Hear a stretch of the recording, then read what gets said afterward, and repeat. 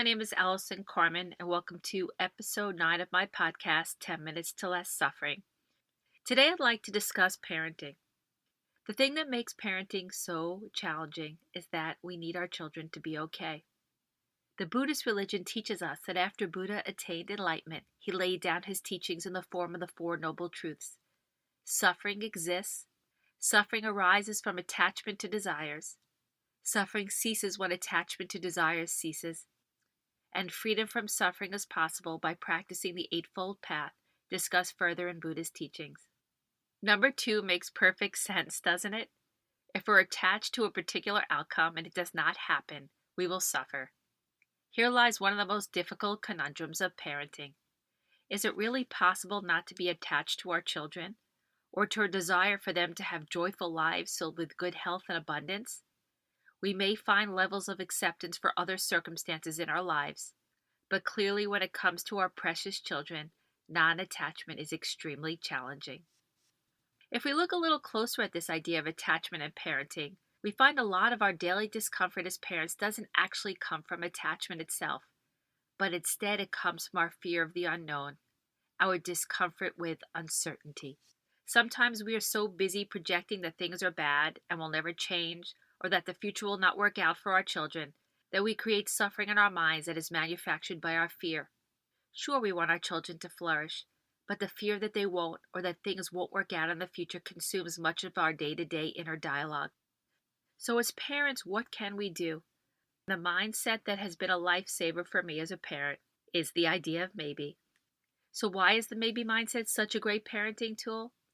The mindset of maybe enables us to parent with less stress and more ease, as we recognize that our children's lives often are not determined by one moment. As we embrace maybe, we remember that parenting is a long road.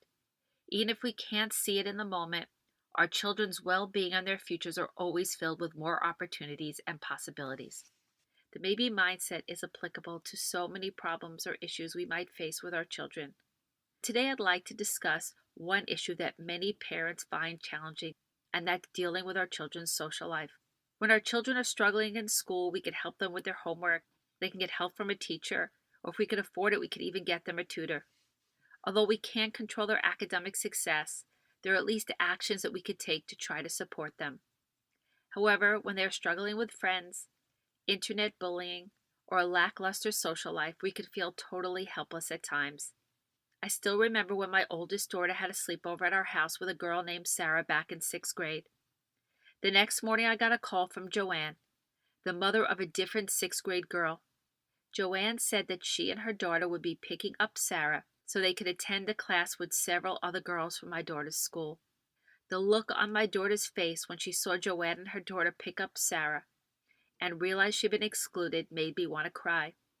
I immediately took my daughter out for lunch and we went to a movie, but her heavy heart weighed on me the entire day.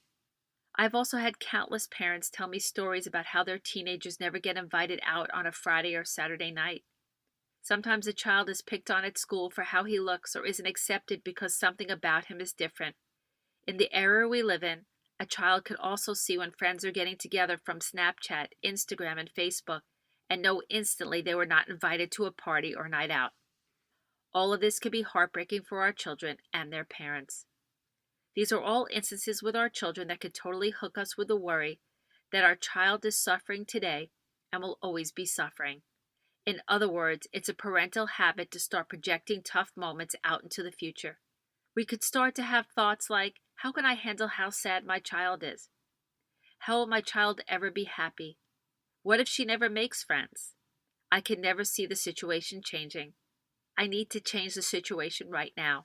We may feel totally helpless or try to imagine all the ways we could help our children, including calling all the parents of the children we think are excluding our child, calling the school, or anything else we could do to remedy the situation and make our child happy again. Yet most of the time, a telephone call to a parent or the school will not make matters significantly better, and sometimes a telephone call will make matters even worse. Don't get me wrong, there are definitely situations in which we need to take action because our child is in danger or is being physically or emotionally threatened by another child, and parents in the school need to get involved. However, most of the day-to-day hurt our child will experience from not fitting in, or not being invited to a birthday party, offers little in the way of something we could do to change the situation. The purpose of my discussion here is how we could suffer less as parents, how we could stay open and be more present to find the best solution, how we could help support ourselves and our child through these difficult times. In challenging times, we need to remember that there is a piece of our experience that we can control, and that is how we choose to see and react to the situation. To be fair, if we don't have the right tools, it's certainly not always easy to make this choice. Our fear of the unknown could be very powerful and a rough adversary, especially if we are very fixed about our view of the moment and what is possible in the future. We often fail to realize that our projection of our children's future is often a made-up story that's a bottomless pit of worry and doom. This story takes us out of the moment and leaves us feeling hopeless and powerless to change a thing. This is the exact reason why the maybe mindset is so powerful. Maybe does not deny that we have a fear or worry about the situation that our child is experiencing. Instead, maybe reminds us that nothing is fixed. It reminds us that maybe it is best our child is not hanging out with a particular group of kids who are rejecting her, for example. Maybe his time at home will enable him to obtain better grades or embark on pursuing a new hobby. Maybe there are things you could do with your child to help him or her. Maybe your child will be invited next time, or maybe even meet a new group of children through a new interest that you can support. Maybe the situation is bad and painful, and maybe over time things will simply change and get better without you having to jump in and do anything about it. If we do need to take action outside of the home, such as speaking to another parent, or going to school or to a doctor or a specialist, by keeping the idea of maybe in the forefront of our minds, we keep a clear head and maintain a larger perspective. This in turn allows us to do everything possible to help our child. More importantly, these alternatives dilute the power of our fear and allow us to recognize how much more is possible for our children in each moment and in the future. As much as it hurt me to watch my daughter be excluded that day in 6th grade, I really had no idea in that moment whether it was better for my child to hang out with those children or not. In fact, her time home got her very interested in politics and world events. She became involved with Model UN at the school and made many new friends at school and around the country.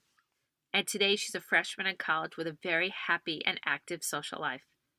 I still find what the other parents and their daughters did that day inconsiderate, but I have no idea if it was ultimately good or bad, and I never will know. All I know for certain is that life keeps changing, and when I embrace maybe, I suffer less as a parent. I see more opportunities and have more strength to just be with my daughter as she navigates the twists and turns of growing up. Here's a great exercise you could do whatever situation you are facing with your child. First, spend a few minutes thinking about the current situation with your child that is causing you stress and worry. Write down a statement about how you feel about it. Now ask yourself, are your worries and stressful thoughts absolute? Can you know for certain how things will turn out for your child? If you're not certain, try to acknowledge that other possibilities may exist. Next, challenge your statement with the idea of maybe. Write down the following. Maybe my beliefs about my situation are not true. Maybe what is happening to him is good. Maybe what is happening to her can get better. Maybe I could find a way to accept whatever my child is experiencing and find a way to make the best of it. Maybe there is something left to experience in this moment. Maybe in time I will know what to do next. Maybe everything is okay. You can put these statements in your own words or just use the ones that feel right. How does your situation look against the idea of maybe? Do you feel more hopeful? Do you see that the situation could work out differently than you were fearing it would? Write these statements of yours a few times each day and review them often. If you can, add more maybe statements that challenge your stress and worry about the current situation. Keep your attention on these maybe statements the next few days and see what happens to your fears and worries. As you start to feel a shift, add the following mantra as you finish reciting your maybe statements. I am available and willing to see the situation differently. Each situation your child faces has many possible outcomes, and some of them might indeed be different and even better than you imagine. So thank you so much for listening to this podcast. If you're interested in reading more about my work, you can go to my blog at AllisonCarmen.com. Of course, you could also buy my book, The Gift of Maybe, which is available at all major bookstores and online retailers. So try to embrace the mindset of maybe. Try to let go of some of your stress and worry. Let it remind you that life always changes.